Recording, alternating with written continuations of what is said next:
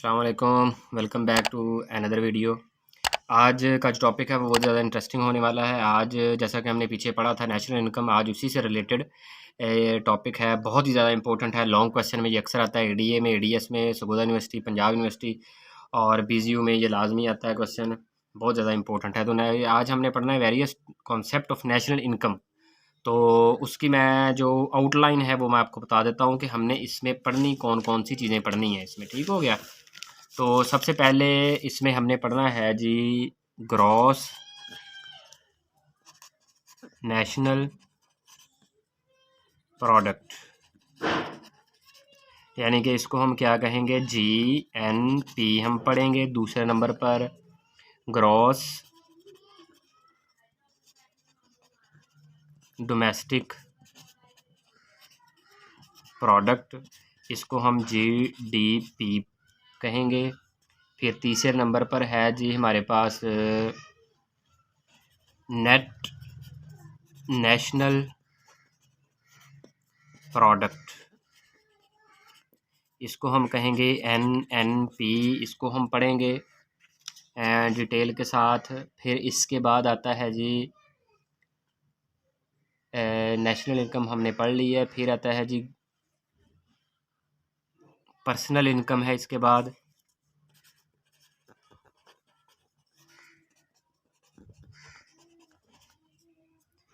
और चौथा ये पांचवा आ गया जी इसमें डिस्पोजेबल इनकम,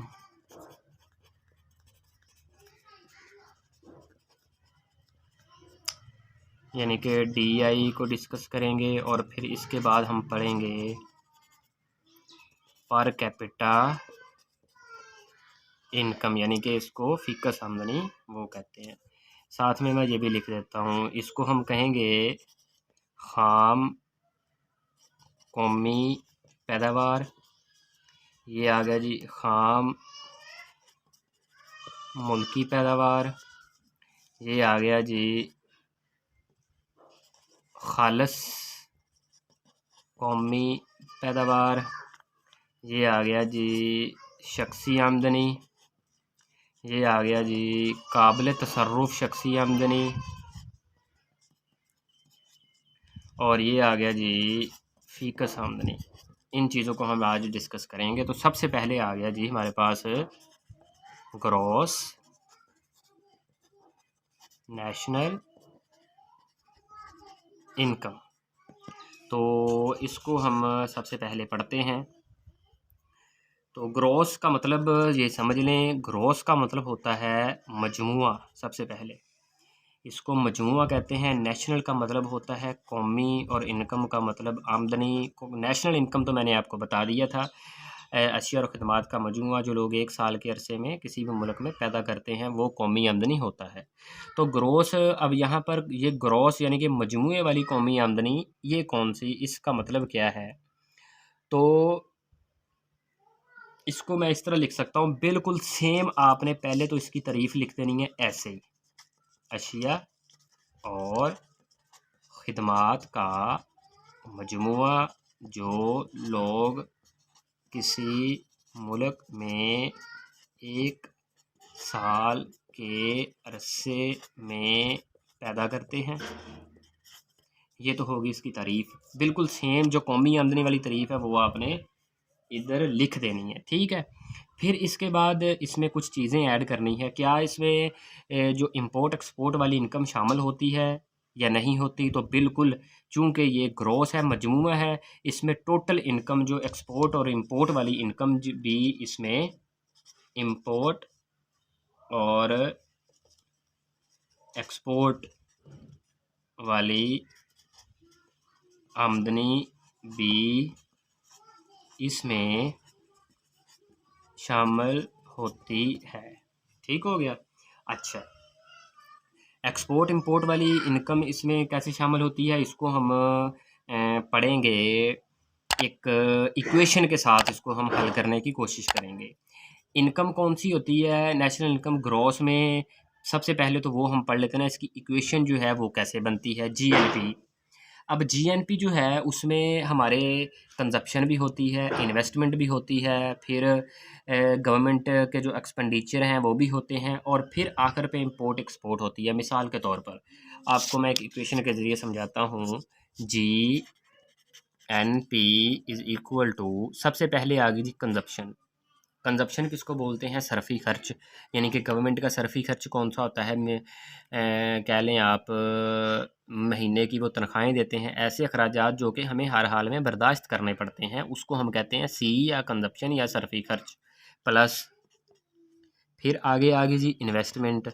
अब जो पैसे उनके पास बचे हुए हैं, उनकी बचाई हुई रकूमात से अगर हम गवर्नमेंट उसके कारखाने, यूनिवर्सिटीज़, डैम वगैरह बना देती है तो उसको हम क्या कहते हैं? इन्वेस्टमेंट। इन्वेस्टमेंट चूँकि सेविंग के हमेशा बराबर होती है, इस वजह से यहाँ पर सेविंग थी पहले, यानी कि सी प्लस आई, क्योंकि हम खर्च करने के बाद पैसे सेव करते हैं। तो सेव हमने नहीं करने, क्योंकि हमने पढ़ा हुआ है कि Y is equal to C plus S, ये हमारी इक्वेशन है मेन। लेकिन इसको हमने Y is equal to C plus S की जगह पे आई डिनोट किया है। ये हम आगे पढ़ेंगे मज़ीद इसको हल करने के लिए, लिहाजा इसकी आपको टेंशन लेने की ज़रूरत नहीं है। प्लस इसके बाद गवर्नमेंट सिक्योरिटीज़ होती हैं, जिसमें तमस्सुकात, हिस्सेज, शेयर्स वगैरह ये भी गवर्नमेंट ही डील करती है। इसके बाद अगर हम इसको प्लस करेंगे एक्स माइनस एम, ये इंपोर्ट और एक्सपोर्ट इसमें शामिल हो गया। यानी कि अगर तो हमारी एक्सपोर्ट 50 है और माइनस इंपोर्ट 25, यानी कि वहाँ से हम 25 चीज़ें मंगा रहे हैं और 50 हम भेज रहे हैं, तो इसका मतलब है कि हमारे पास 25 बचेंगे। ये तो पैसे हमारे पास बचे हुए हैं, ये हमारे पास उसकी गवर्नमेंट की हमारी इनकम में, पाकिस्तान की इनकम में शामिल होगी। ठीक हो गया? तो इस वजह से जीएनपी किसके बराबर होती है? इस इक्वेशन के। अब इसके बाद आपने करना है क्या है, कौन कौन सी चीज़ें होती हैं जो कि शामिल होती हैं? आपने क्या करना है, एक तरफ आपने लिखनी है अशिया। अशिया में आपने कौन कौन सी चीज़ें लिखनी है? गंदम, चावल, कपास, मकई, यानी जितनी भी अशिया है, इन सब को हमने कर लेना है, इन सब को जमा करना है आपने। फिर खिदमात, ये अदारे अलग होते हैं और अफराद अलग होते हैं। इदारे कौन से होते हैं? बीमा कंपनियाँ, फिर जहाज़रान कंपनियाँ। खिदमात सर अंजाम देने वाले अफराद कौन से होते हैं?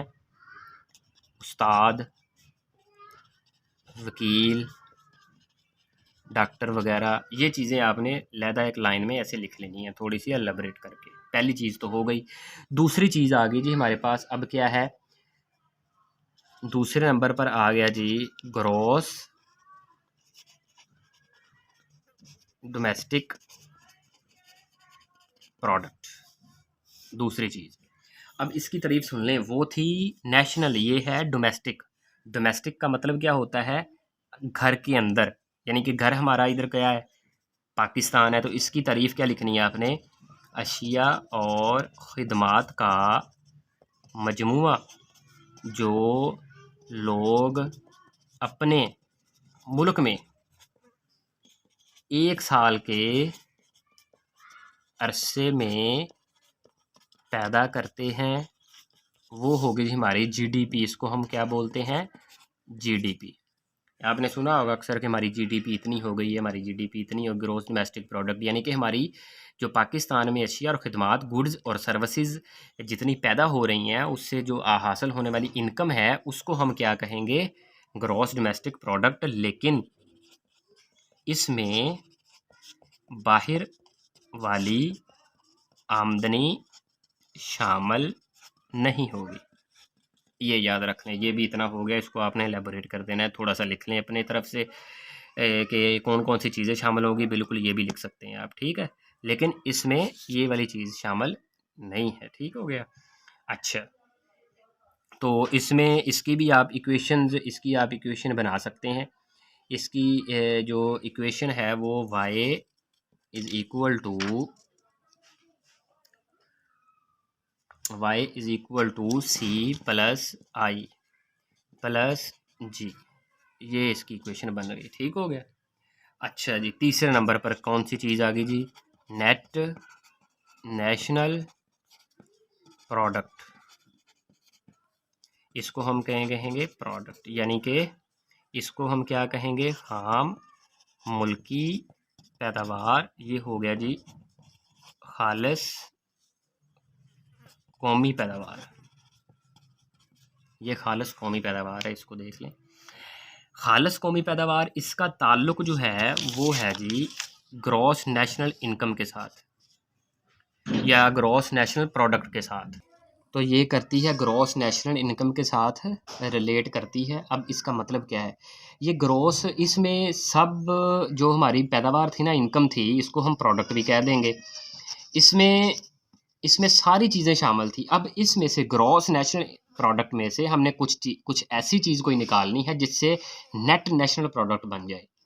दोबारा सुन लें, ग्रॉस नेशनल इनकम या ग्रॉस नेशनल प्रोडक्ट से हमने कोई ऐसी चीज़ निकालनी है जो कि हमारे पास नेट नेशनल जो प्रोडक्ट है वो बन जाए। तो इसका सिर्फ फार्मूला है net national product is equal to GNP, यानी कि जो हमने लिखा था ना GNP जो पीछे पड़ा है, उसमें से माइनस करना है आपने डेप्रिसिएशन अलाउंस। इसको हम क्या कहेंगे, डेप्रिसिएशन अलाउंस, यानी कि टूट फूट के अखराजात अगर हम ग्रॉस नेशनल प्रोडक्ट में से निकालेंगे तो मशीनों के हो गए या कोई नए मज़दूर आ गए उसको हमने पैसे देने हैं, या कोई बिजली का बिल या कोई ऐसी चीज़ें नई जो कि आ गई मार्केट में, उसका जो बिल आएगा या उसके टूट फूट के अखराजात आएंगे या किस्तों रेखत के अखराजात आएंगे या डेप्रिसिएशन लोन्स आएगा, उसमें से निकालेंगे ना तो बाकी बच जाएगा नेट नेचुरल प्रोडक्ट। इसको आपने ऐसे पैराग्राफ की शक्ल में लिख लेना है। आगे तीसरे नंबर पर आगे जी हमारे पास पर्सनल इनकम। ये तो बिल्कुल आसान है। पर्सनल इनकम का मतलब होता है एक इंसान की, एक शख्स की एक साल की आमदनी जो वो कमाता है वो शख्सी आमदनी कहते हैं। ये तो हो गई जी उसकी आमदनी, इसका और कुछ नहीं, यही इसकी तारीफ है। ठीक है, फिर पांचवें नंबर पर आ गया जी डिस्पोजेबल इनकम।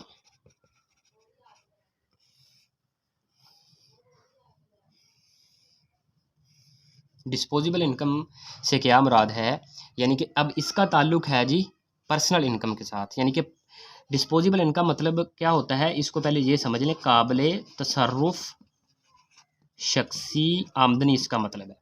यानी कि बंदा खर्च करने के काबिल कब होता है, शख्सी आमदनी को हम खर्च नहीं कर सकते, ये याद रख लें, उतनी देर तक जितनी देर तक हम इसमें से कोई चीज़ निकाल ना दे। और वो चीज़ क्या है, पर्सनल इनकम में से हमने कोई चीज़ निकालनी है, उसको हम कहते हैं टैक्स। यानी कि इसको हम डिनोट करते हैं वाई से, इसको हम डिनोट करते हैं YD से। तो YD is equal to Y, ये हो गया Y माइनस T, यानी कि अपनी इनकम में से अगर हम टैक्स को निकाल देंगे तो बाकी क्या बचेगा, काबिल तसर्रुफ शख्सी आमदनी। तो ये था हमारे पास आज का टॉपिक, ये कंप्लीट है। इसको आपने एक्सप्लेन भी करना है, ऐसे नहीं लिख लेना। ये सिर्फ आपको तरीक़ाकार मैंने समझाया है, कॉन्सेप्ट आपके क्लियर किए हैं। इसके बाद आपने इसको लंबा करने के लिए इसमें से अपने से भी चीज़ें लिख सकते हैं। अगर नहीं समझ आई तो आप मुझसे पूछ भी सकते हैं। ठीक है, तो मुझे उम्मीद है कि आपको इसकी समझ आई होगी। अगर समझ आई है तो मेरे चैनल को सब्सक्राइब करें और बेल आइकन के बटन को लाजमी दबा दिया करें। खुदा हाफिज़।